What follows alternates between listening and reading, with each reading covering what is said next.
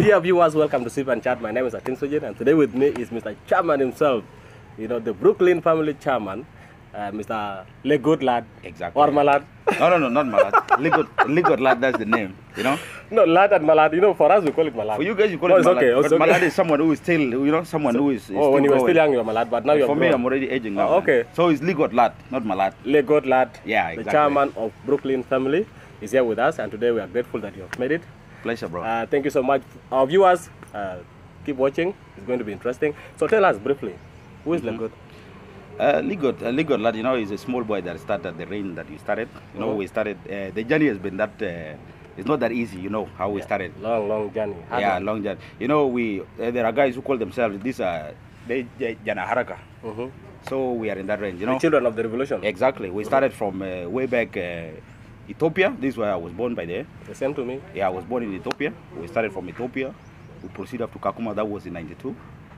And I was born in 1990. That is from Ethiopia. Then from there we proceed to Kakuma.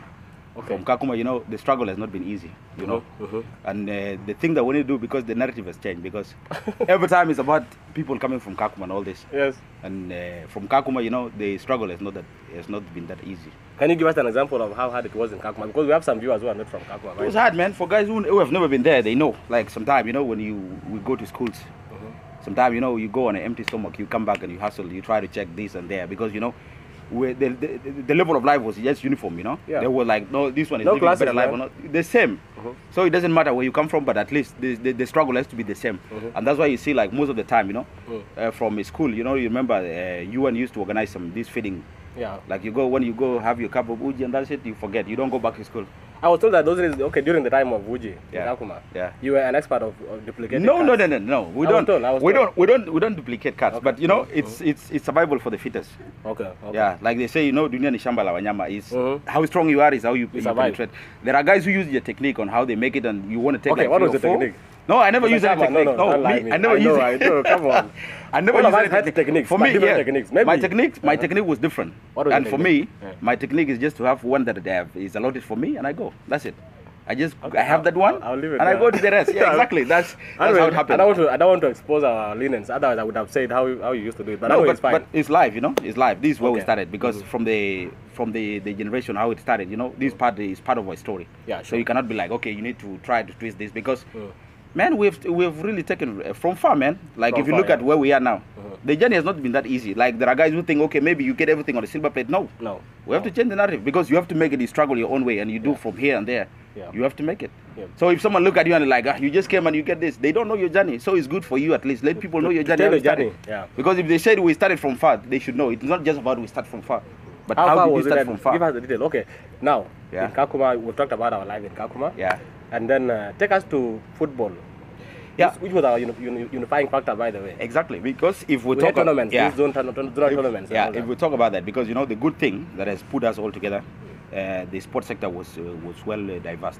Yeah. And you know And well that was supported. that was the only balls. thing that was putting all of us. Like if you look, because we were staying in zones, yeah, there are guys in zone 1, there are guys in zone 2 and zone 3. And you know, it's only through football that you come like people will go to the field. That's a actual code. Like zone 2 field. Yeah, zone 2 field, zone 1 3 field, zone 1 field. So you know, football brought us together, because like it doesn't matter where you come from. Like there are guys from zone 1, some boys from Equatoria, some boys from these other places, this other background. Yeah. You come and we collude, and you know when we come, it's a common setting. Like when we come together, like it's soccer that connects. Yeah. You see, like there are guys who go on an empty stomach, yeah. But when it comes to evening, like usually at 4, You must go and join the rest. you join the rest, you go Right. play, you forget about the stress that you're going through, and you just know when you go and play, you know you get relief from all this kind of stuff. And that's why like those days, you need to make sure at least you organize yourself, you do all the home errands on time, so that By at least you 3:30 can, to 4. yeah, you make sure, because some of us, you know, you go fetch water. There are guys who are like, this is your role in the house, so you need to go fetch water so that at least And when if you're 4 not in the come, evening, you have no food. exactly, when 4 come, you make sure everything is sorted out in the house before you go and play. Yeah. So you know, it's a pride, because you know once you go and play, there are a lot of guys that you join. You know, you meet guys from zone 2, you meet guys from zone 3, and this is where the journey started, by the way, because from playing football we came and like, okay, there are things we can share in common. It's not just about all this, and that's why you look like, if they look now, they ask you like if you come to Juba, you know, most of the boys that have been that grew up in Kakuma, You know, we have different ideologies, and that's why if we have a common kind of a goal, if even the language you speak, like if you go now to your origin where you came from, there are guys from Bor. Me, I went to Lake State. You know, the first time that I went, there are guys who say like, man, the accent was not from Lake State. Exactly. They said, what kind of Dinka are you speaking?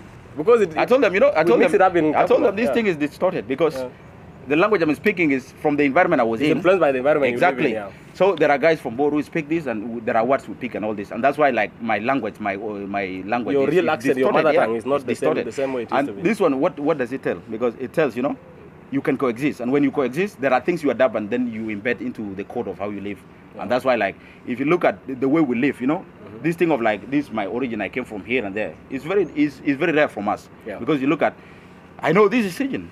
How do we relate? We relate far, and that's why someone who doesn't know. They're like, man, you guys tell like you guys know yourself. How did this thing work? But it's based on the coexistence, Yeah, sure. And this is advantage because for most of us we are victim of this kind of deliberation that happened. Yeah, sure. Now most of us are victim. Can we conclude that Kakuma has built us in a unifying way? Exactly, man. If I tell you now, if you look at most of these guys that they are doing better now. Let's talk of Juba and you go to abroad and all this. It's like if you come from Kakuma, you know exactly how you suffered and you know what you need in goal. What is your life goal? What do you need in life? Because if you look now, there are guys who were born in Juba here. Like let's leave the Juba thing. Let's look at the young kid that were born after we just left. When things have changed. Exactly. We have those who are in Australia. They were born in Australia. We have those who were born in Nairobi recently, or let me say Kenya.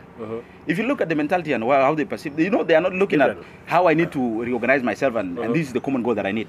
You find there are guys, the things that they are doing, you see that we have this thing called the crew and all this, because they don't know what they need. But if you look at kids that come from during our reign, the one that were in Kakuma, everyone is doing wonders. You're trying to do it because like Nafi was here. Nafi is doing a great work in farming now. He's doing farming. You know how you've suffered, and you need to change the narrative because they said once you suffered, there's a reason, and after that reason is done, then what is the next phase? What do you pick from it? Exactly. What do you have to pick from it? And that's why you have a purpose. I cannot just end up like this. Tomorrow, when you go to sleep, you go on bed, you're like, okay, what is my purpose in life? What do I need to do? The next morning, man, you need to wake up and hustle because you need to better the life of people that are there with you. You need to make sure at least you change. There's things you do, there are responsibilities and all this. And that's why if you look at the kids that, they never know what is suffering, by the way. You find kids now who just, they sleep, they have everything. They don't know what it means to sleep on a hungry stomach. So those are things that happen. Mr. Chairman, when did you leave Kakuma?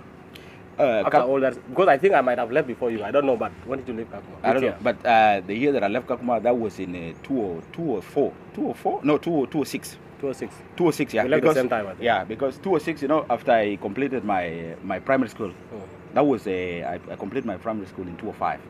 Then I was posted to Napata Secondary School. This is where I started my Form 1. I did only one term. Then from there, I switched to Downey. Because, things start changing from 2005. After signing of the CPA. After signing of the CPA, things change. And then from there, life is, the cost of life start changing.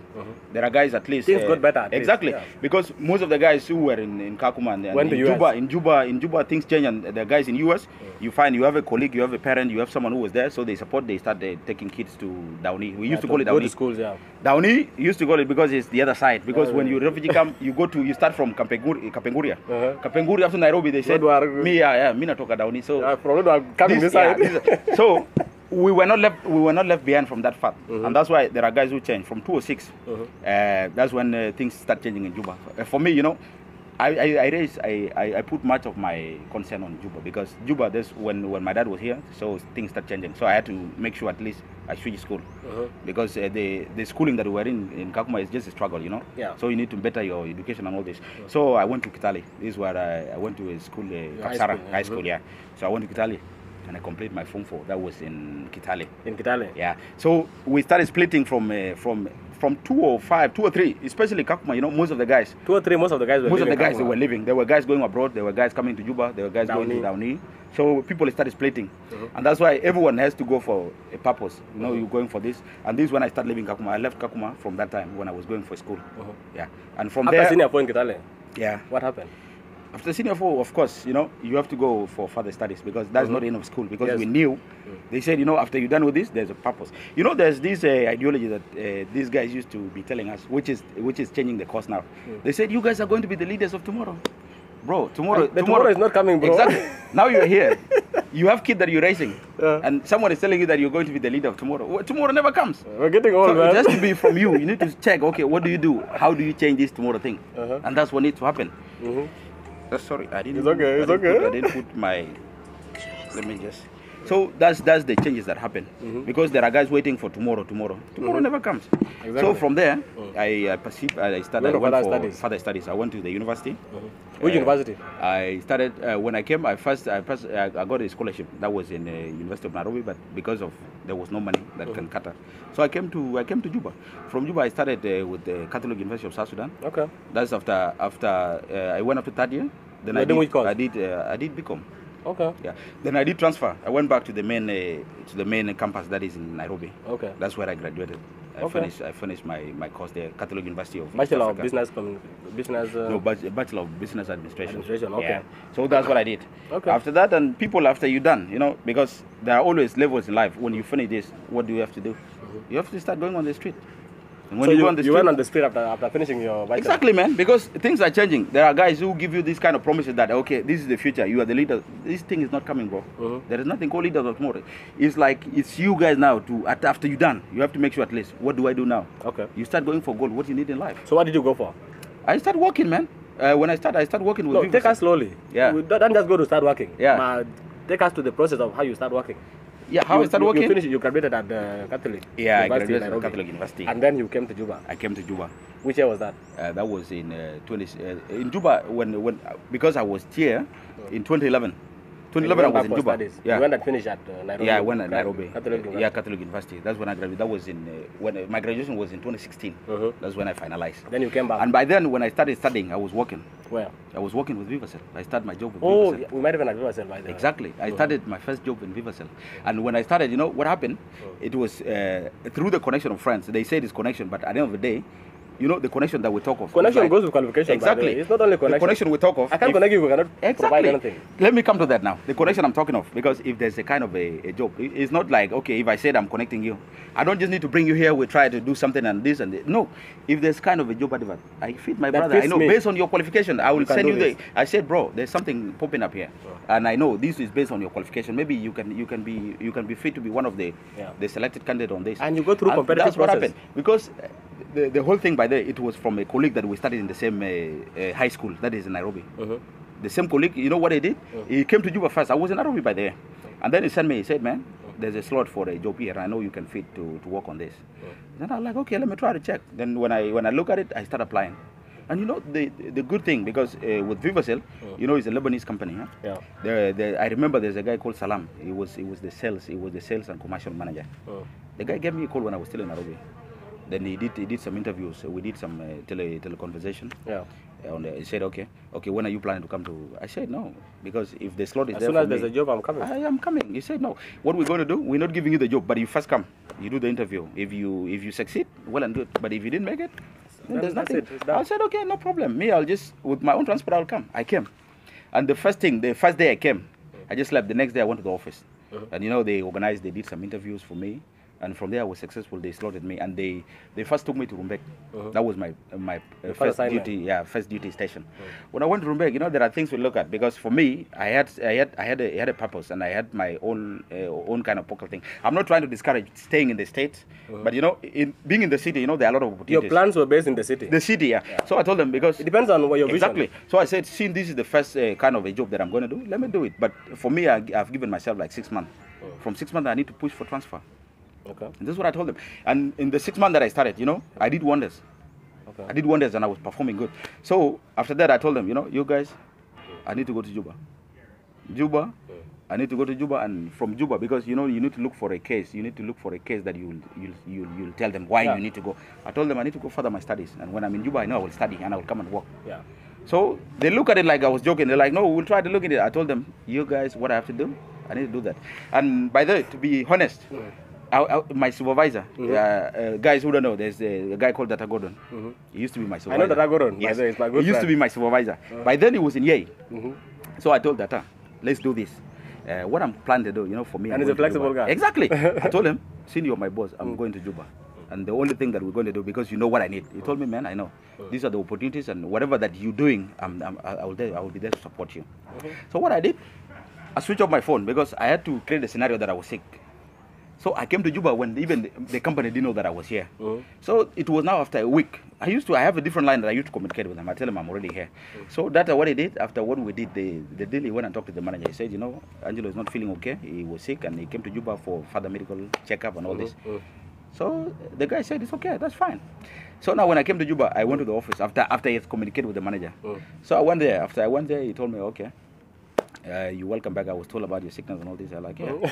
Yeah, but things have changed. You know, what is going to happen now, like for me, I have a slot and I need to further my studies. So the only request that I will tender to you guys is if you guys can look for me a slot where I can work and do some part-time studies here. Class for studies. You know, he's first said, you know, this one is going to be tricky. You know, it's very hard on how we can do and all this. So I told them, okay, that's the only thing that brought me here. So if you can do this for me, I don't think I have any other reason, but I think I will need to quit the job. Yeah? So I said I will need to quit the job. And based on how I was performing, he said, no, we'll have to look into this. And you know, for him, he's having also a boss. Okay. So he said, let me talk to my director and we'll see how this thing will go. So I went to the director, they called me in. I told the director, man, this is the slot that is there. Director, he was also hesitant. He didn't want to because he was like, if we do this for you. The rest will also complain. Exactly, man. There are people in other states, they want to come to Juba. So they'll be like, why are we giving you this kind of special treatment? I told them, you guys, I don't want to put a burden on you guys. This is the offer that I have. Is if you guys cannot do it for me, it's okay. I will tender my resignation and I will start looking for something else I can do. So the director said, he looked at me like, he said, okay, I will see what I can do. From there, you know, they came and slot me for customer care. That was a call center. That's why I met you last time. Yeah. No, before you met me down, I was doing I was in call center. So you have moved so many departments. I'm telling you. Wait, it's coming to that. From customer care. And when I left from Rumega, I was a cell developer. They used to have a slot called cell developing. You develop cells in the state. So I came. They said, okay, the only slot that we have, because call center by then, they used to work on shift. Yes. There is day and there is night shift. So I told them I will be going for studies in the morning. So maybe from 1, this is when I start my job. I'll work from 1 up to 10. Man, I'm telling you, man, I've received thousands of calls. Even if for guys who complain, tomorrow if you see me like when I'm aging and I have problem with the ears, we need to sue Vivacell. We used to receive a lot of calls, man. Okay. So from that time, I used to go for studies, come back, and then I start my job from 1 up to 10 p.m. So from there, I was still, you know, there was interest because based on how you do your job and all this, they took me to marketing department where I was doing telemarketing and research. From call center to marketing department? Yes, from call center to marketing department. From there, we're doing research, telemarketing and research.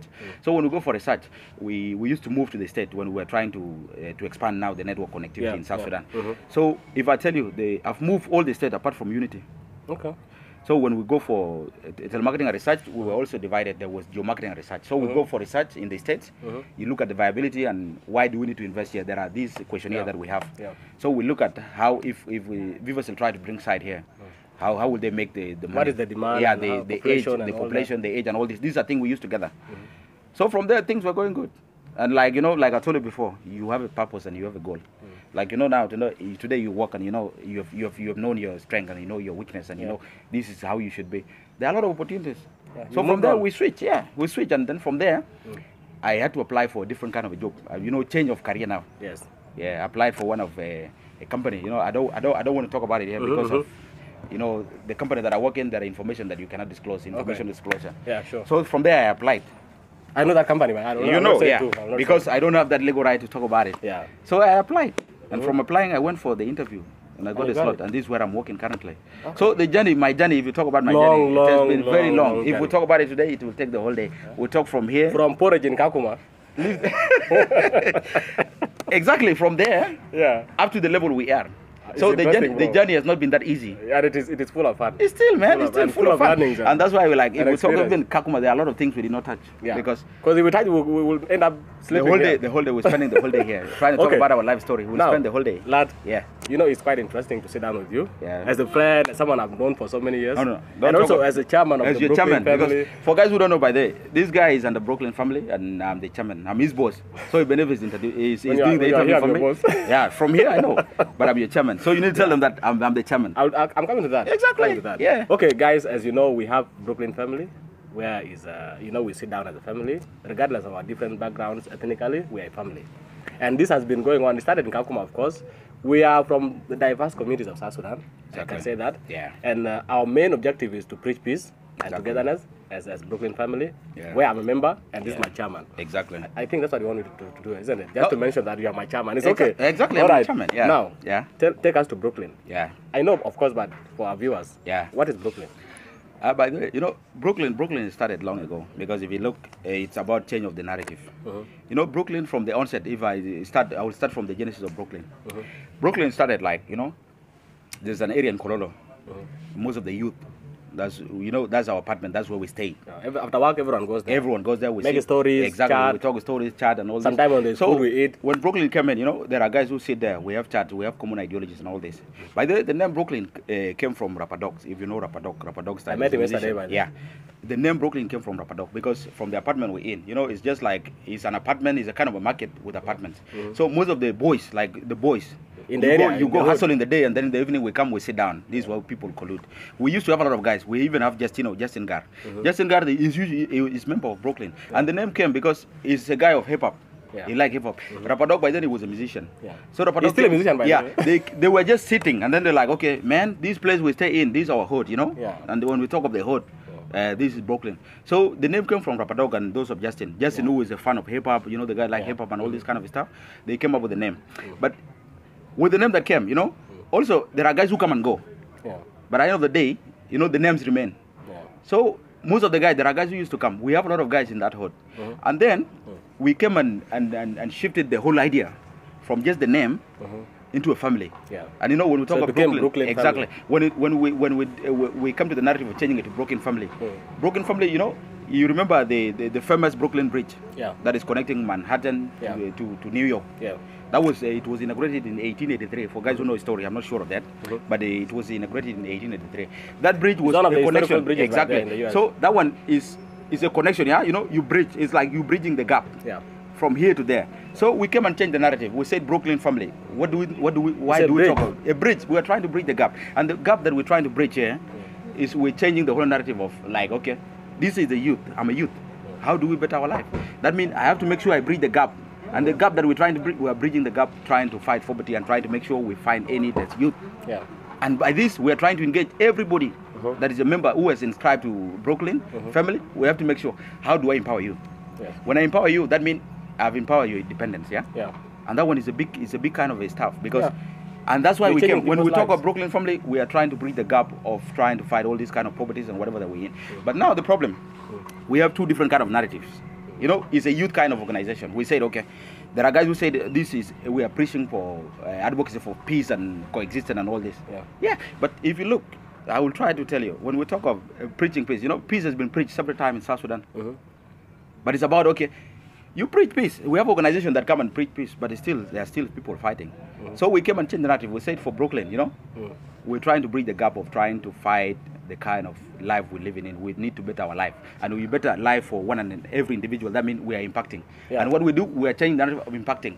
It's not just we can preach peace. There are a lot of, but exactly at the end of the day, the peace that you are preaching, is it being taken in a good way, or are other people consuming it? Because it's not just giving information. You give information, and that's why I tell you. If you look at the youth that we have, there are a lot of youth that have gone to like this kind of you go for humanitarian kind of organization, like some of us. Exactly. You say that you do this, but I don't want to go, and I'm not trying to go against what you're doing. But at the end of the day, you look at the impact, because there are humanitarian organizations that go, the youth. They say they are youth.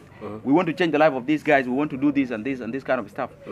And at the end of the day, the image that you are giving, is it giving a positive impact as a nation, or is it giving a negative kind of impact? Those are kind of youth who are trying to do what they do. We also have the group of the psychopaths. You know, you need to identify one of the guys and you're like, okay, we need to preach the good thing of what this politician is doing for this and this. You go talk good name about this guy. Some guys call them good this guy. Exactly. They say this is our guy and all this. At the end of the day, you give them some pittance.